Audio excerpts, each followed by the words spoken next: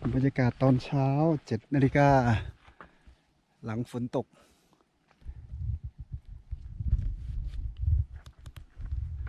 ทีนี้เราจะไปที่ถ้ำหลวงปู่วังนะครับส่วนหัวแล้วก็จะลงทางน้ำตกตาดวิมานทิพย์จากชั้น7ไต่ลงไปเรื่อยๆจนถึงชั้น1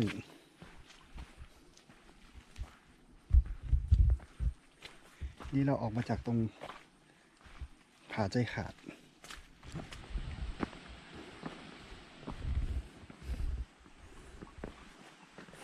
เส้นทางไปหัวนาคานะครับนี่ฟังเสียงน้ำไหลหลังจากฝนตกน่าจะมีน้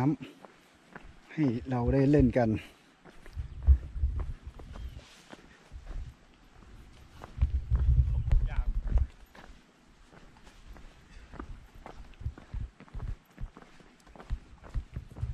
อากาศดีมาก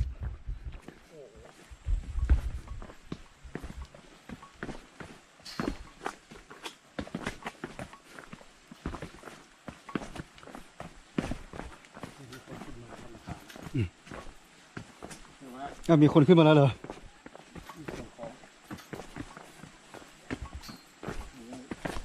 คนเพิ่มเยอะก็ของ9 โมงชั่วโมงอ่ะ9 โมงตอนนี้กี่โมง7 โมงครึ่ง8 โมงเขาไม่เปิดให้ขึ้นที่ผ่านได้อะไรที่นัด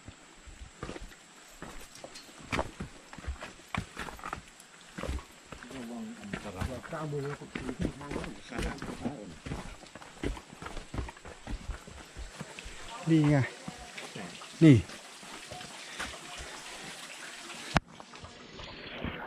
ต้องหาเหลี่ยมดู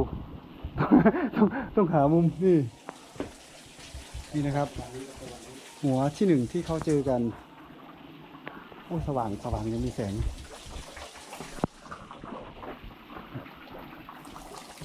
นี่บอยทางนี้นี่ถ่ายเหลี่ยมดิ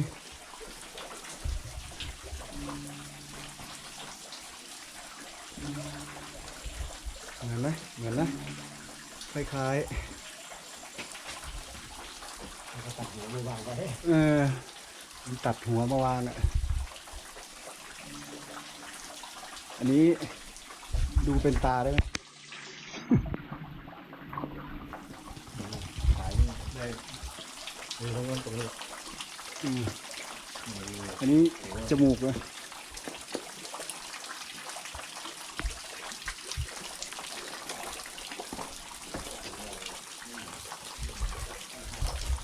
ครับแป๊บนึงไปเราเดินทางต่อไปที่น้ำตกแล้วก็ทางกลับบ้านทางลงครับ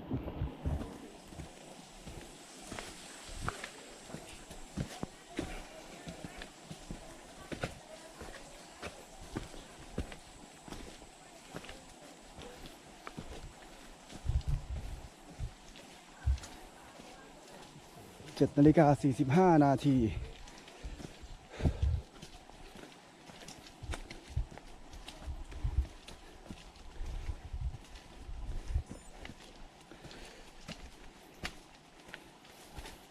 นี่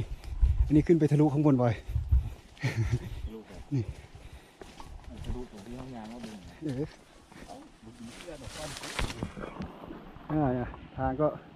ประมาณนี้นะครับทางลงเส้นทางลงจะต้องมือเดียวตลอดละกูค่ะดิ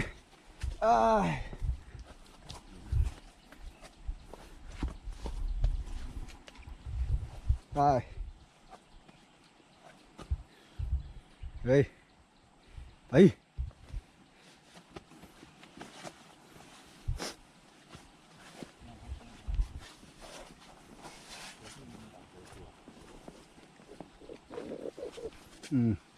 เกะกะไปซะทุกอย่างตอนนี้นี่นะครับการโรยตัวที่ถูกต้อง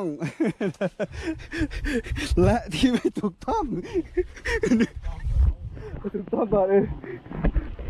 ไอ้ที่ถูกต้องนี่คือผมนะครับมือเดียว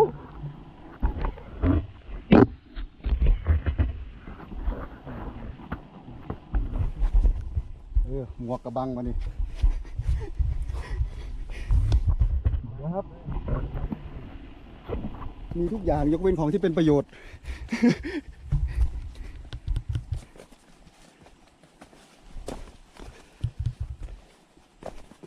พกมาหมดยกเว้นของที่ต้องใช้นี่นะวิ่งลงไปเลย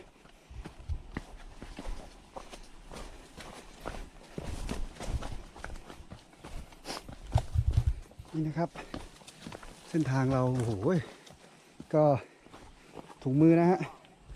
ถุงมือจำเป็นต้องมีนี่ ส่วนมืออันด้านๆของเรานั้น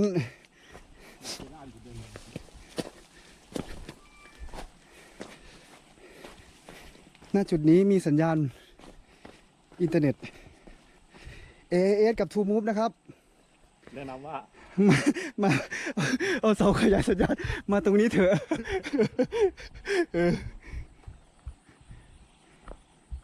ไปนี่บอยลงทางดินเดี๋ยวจะพยายามถ่ายไปเรื่อยๆกับทางลงให้ดูนะครับว่าความยากลำบากขาขึ้นก็ขึ้นทางนี้ใช่ไหมครับพี่ผ่านตรงนี้ถ้าด้านราคากันแยกตรงนั้นเลยครับอ๋อทำราคามันไม่จะต้องย้อนกลับมันวงกลมมันอ๋อตัวนี้มันจะง่ายกว่าเลยพี่มันก็ชันดิ่งครับแต่ว่ามันไม่ได้มีเชือกตรงนี้มีบันไดเหล็กขึ้นเดี๋ยวนะไม่เหมาะวันขึ้นน้ำต้องขึ้นเนินนั้นครับขึ้นสำหรับเด็กนะทำราคาขึ้นเนินนั้นขอแนะนำเดี๋ยวนะสำหรับมือเดียวอย่างนั้นอย่างผมนี้ก็ต้อง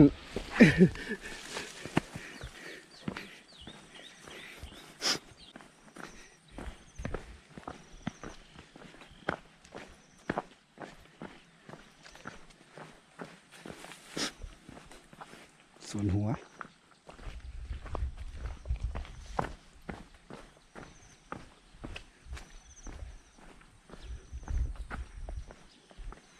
เนี่ยเส้นทางที่เราจะไปน้ำตกตาดวิมานทิพย์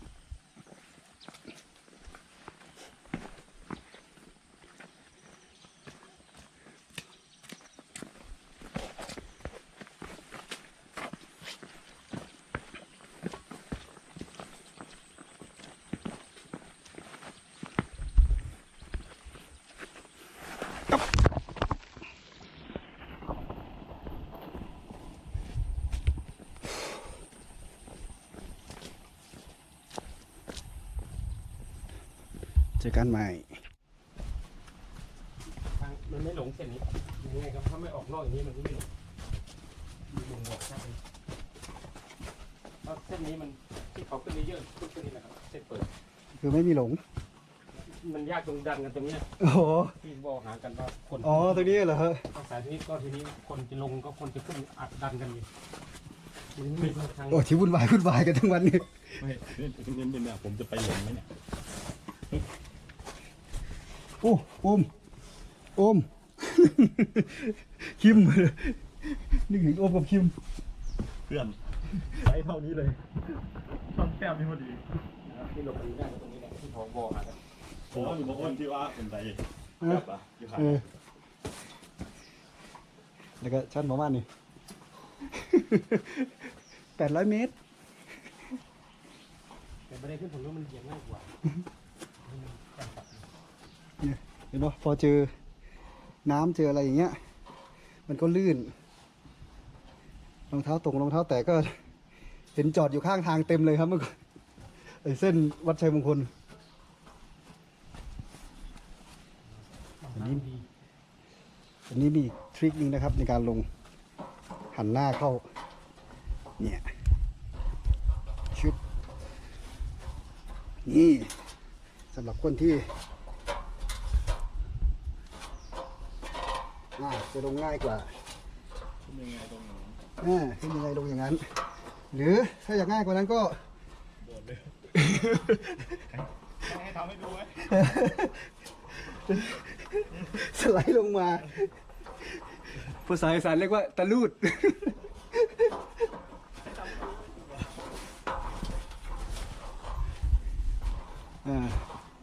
เดี๋ยวตรงนี้ก็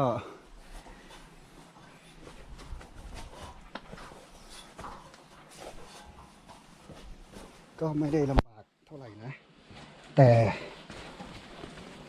อย่าประมาทเนี่ยดูสิ ตามรถจุดนี้แล้วมันก็หนุกกันได้ อ่ะดูดินี่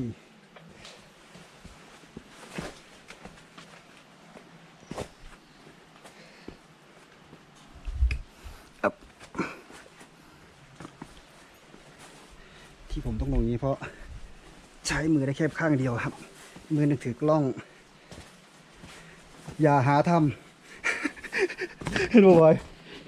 อย่าหาทำ อย่าทำแบบเพื่อนผม อย่าทำแบบที่ลำบากชิบหาย ดียูทูบเบอร์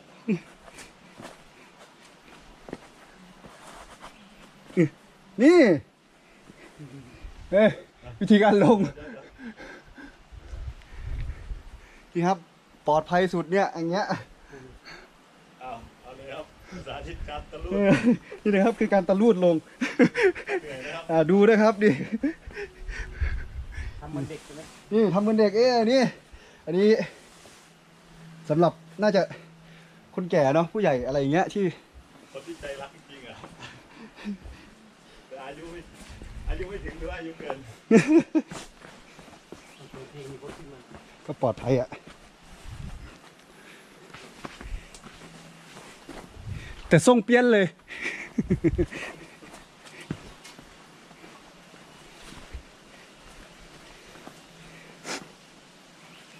จะถ่ายทางลงให้ดูตลอดนะครับ ตัดสินใจกันเอาดูมีแค่800 เมตรจากข้างบนอันนี้กูต้องจริงจังขึ้นแล้วเว้ยชุบกูจะเรียกระหว่างกล้องกับ ต้องติดหมวกป่ะ เนี่ย หันหลัง เดี๋ยว หันหลังลง เอาให้กูสาธิตอีกแล้วนะนี่ ขึ้นยังไงลงอย่างนั้นนะครับเป็นการที่ลงที่ปลอดภัยเร็ว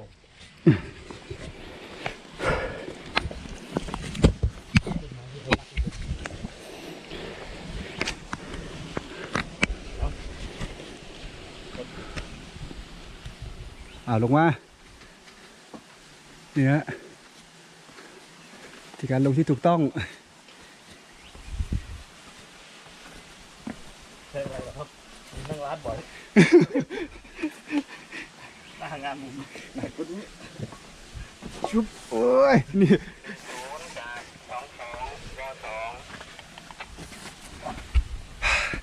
มือเดียวอีกละกู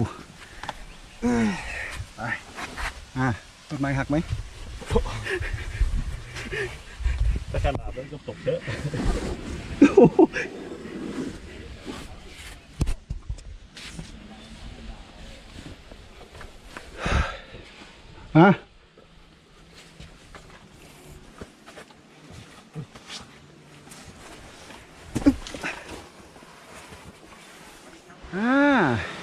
นี่นะครับผมเดินมาสักระยะหนึ่ง1 กิโล 200 เมตรก็จะมาถึงกันแล้ว ตกตา มันตกตาพิมานทิพย์ ทานทิพย์ ตาดวิมานมี7 ชั้นนี่คือเนี่ยคราวก่อนผมมาไม่ถึงนี่ก็หาทางขึ้นไม่เจอนี่นะครับ เราต้องเดินผ่าใช่ไหมครับถ้าเราคิดว่าเปียกไม่เป็นไรก็ ลุยนะครับเปียกก็เปียก เพราะว่าข้ามเรามันกลับฝั่งโน้น ครับมันก็ลุยครับนี่ผมไม่ถอดแล้วละรองเท้า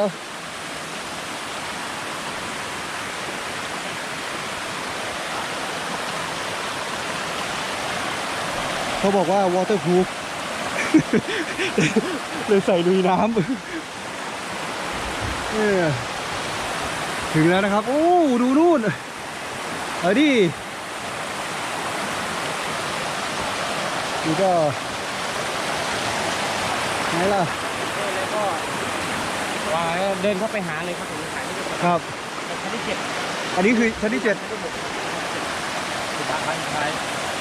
กดที่ไปเลยก็เดินเข้าไปถ่ายได้เลยเพราะอากาศมันจะตัดตรงนี้นะครับ วางของตรงนี้ก็คือจะเดินไม่เปียก เอ้ยอีกโลเดียวก็ถึงแล้ว เปียกนะเพราะเราลงตามน้ำตกเดี๋ยวมันก็ไม่ติด รองเท้าอย่างนี้มันติดนั่นแหละ ครับลุยเดี๋ยวเราไปถ่าย นี่จากนั้นเลยนะครับไปๆผม เปียกไปละ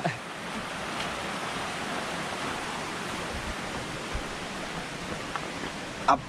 ไอ้ยเนี่ย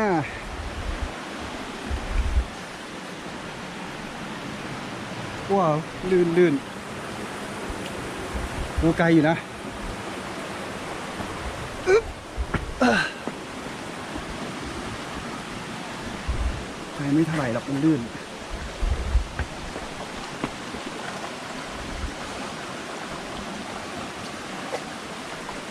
อีกเส้นทางไปน้ำตกชั้น 7 นะครับ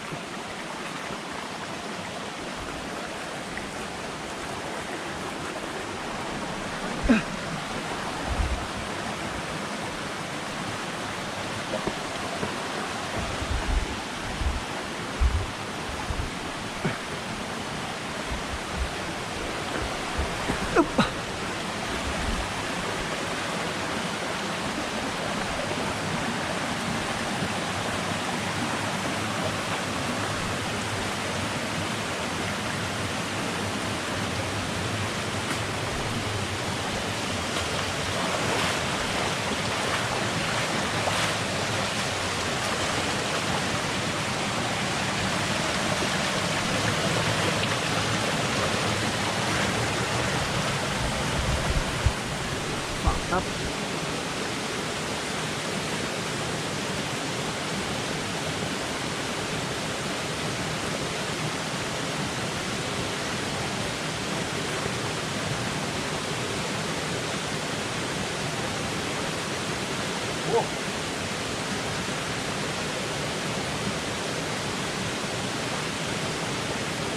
เรียกอะครึ่งตัวเอาไหมวะ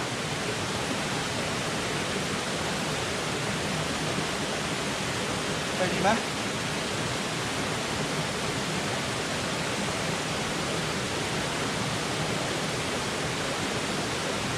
ไปดีวะ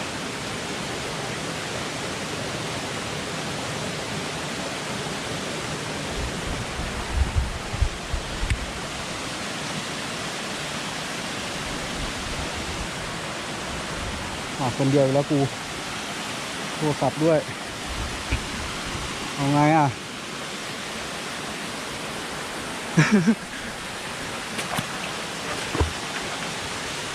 ไป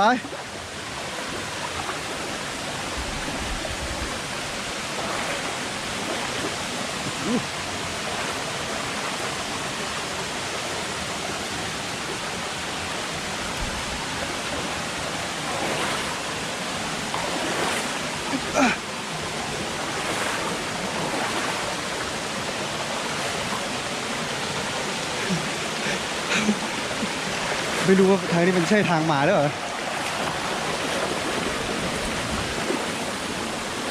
เนี่ยลุยอีกละมาแล้วก็ต้องมาให้ถึง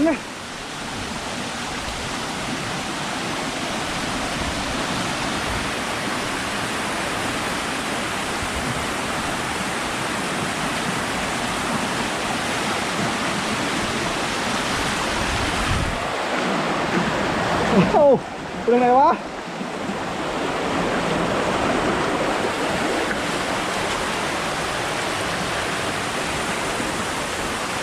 มันมีโอ้ยไม่ได้ติด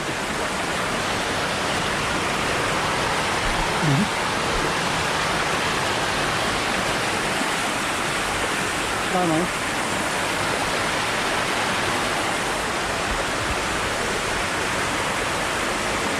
ปิดโทรศัพท์แป๊บครับ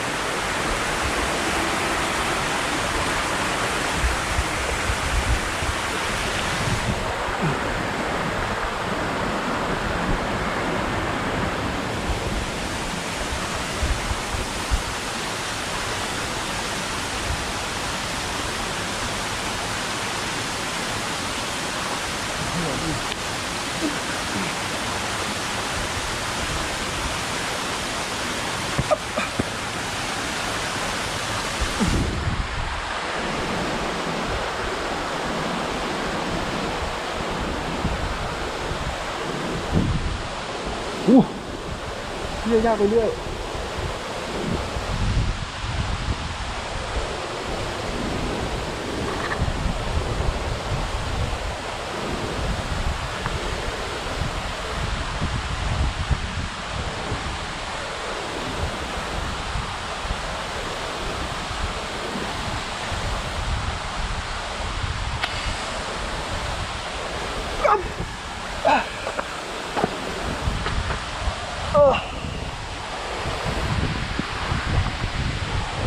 โคตรลงทุน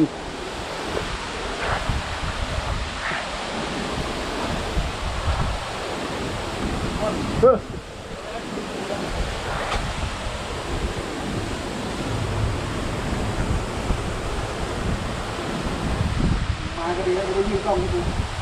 ยืนมากก็ดีจะได้ยืนกล้องให้กูตรงนี้มันที่หลุมมา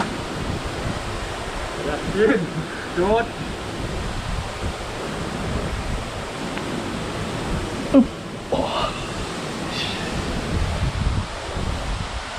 เอาโอ้โหไงล่ะ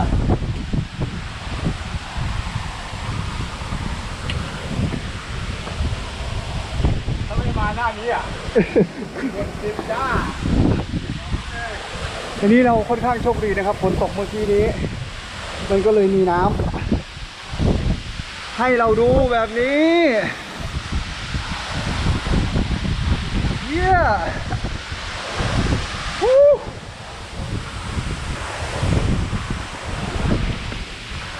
ไปทางไหน ออกทางไหนวะ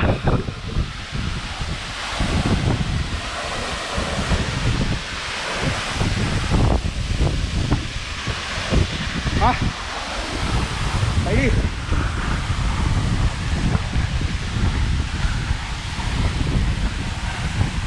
ได้ไหมวะ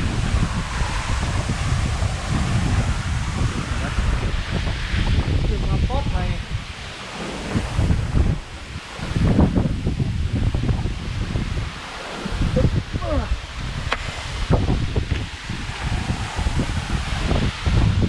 เขาไปทางไหนกัน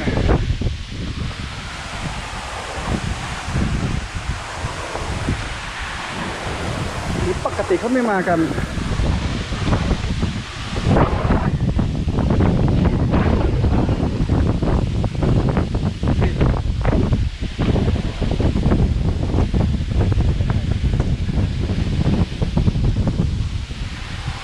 โทรศัพท์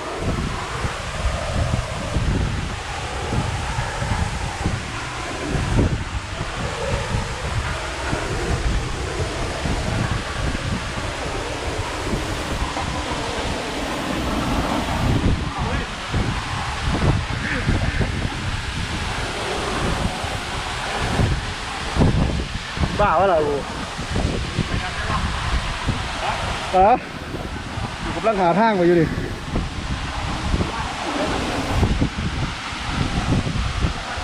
เอาบอก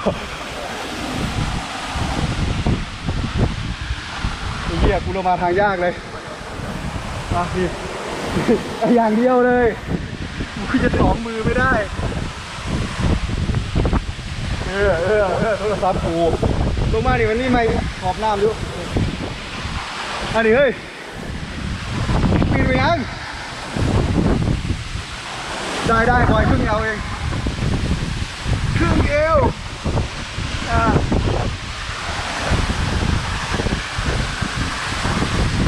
นี่นะครับทุกคนเรามาถึงชั้น7แล้วจริงๆ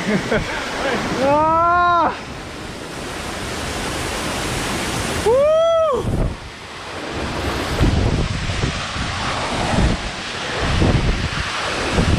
ต่อได้ไหมโอ้ยน้ำแรงด้วย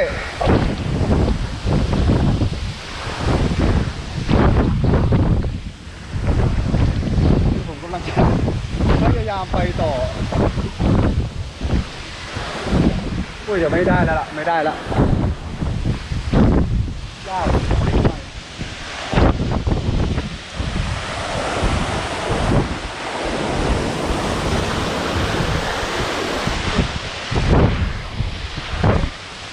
เย้เฮ้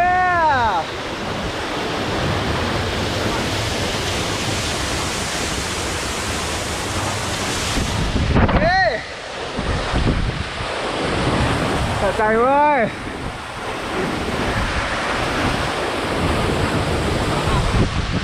ขอเล่นน้ำก่อนนะครับฮะอันนี้ต่อจากเมื่อกี้นี้นะครับฉันลองลงมา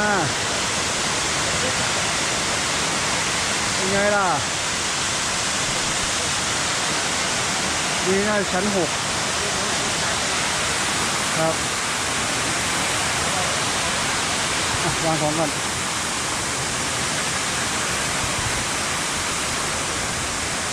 วางไหนอะพี่วางนี้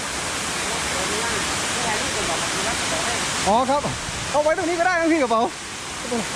เอาไว้นี่ก็ได้ครับไม่เป็นไรหรอกมันเลอะแล้วล่ะ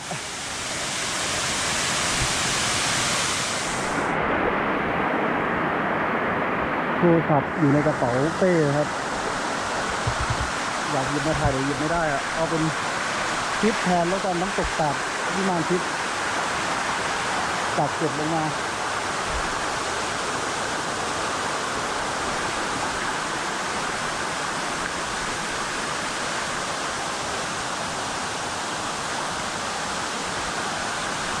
เดินไปเรื่อย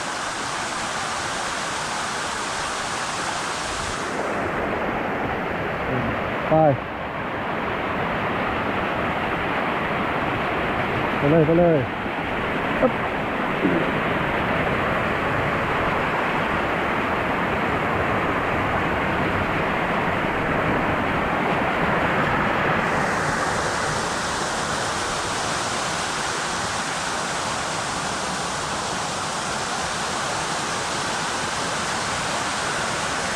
อยากให้ไปเลยอยากให้ลูกให้เมียมาเลยเกินอย่างสวยโอ้ย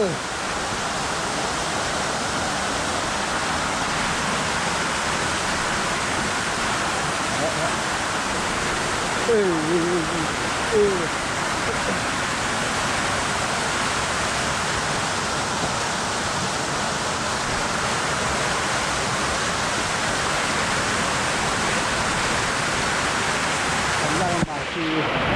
หาที่เดินไม่ได้ไม่รู้ว่ามีหลุมหรือเปล่า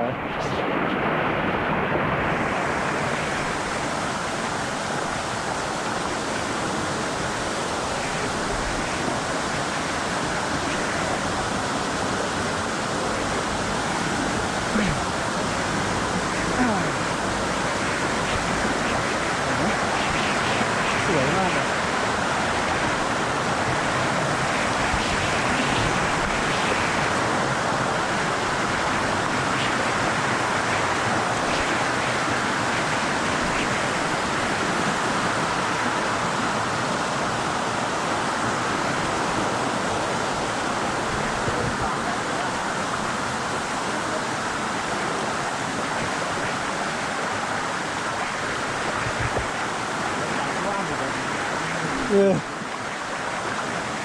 เมื่อวานนี้เดินป่าวันนี้ ลุยน้ำเดินล็อกลำธารโอ้โห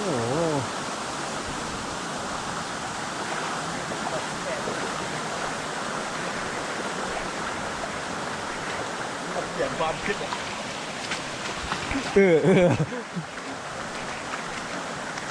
หลุม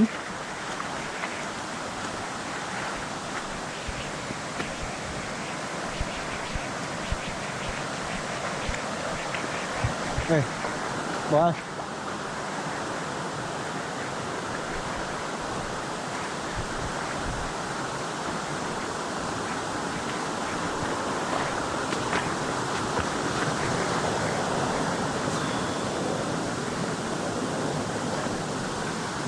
โอ้สวยมาก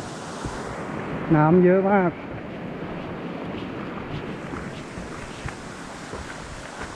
พอดีหมอกเราจะลงมาฝนก็ตกพอดีคืนนี้ฝนก็ไม่ตกเวลาลอย ใช่ฟ้าฝนเป็นใจ ตื่นมาเจอทะเลหมอกพระอาทิตย์ขึ้น ฝนตกมีลุ้ง ครบอ่ะไม่มีแต่หิมะอ่ะทริปนี้ผมไม่มีแต่หิมะ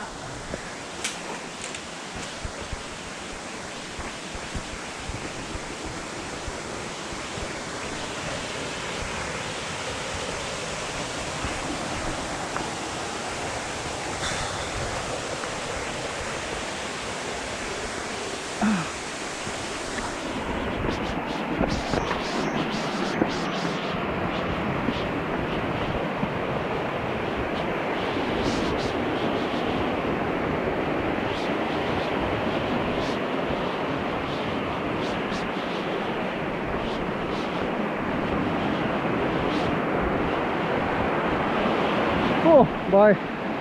ถ่ายรูปดิ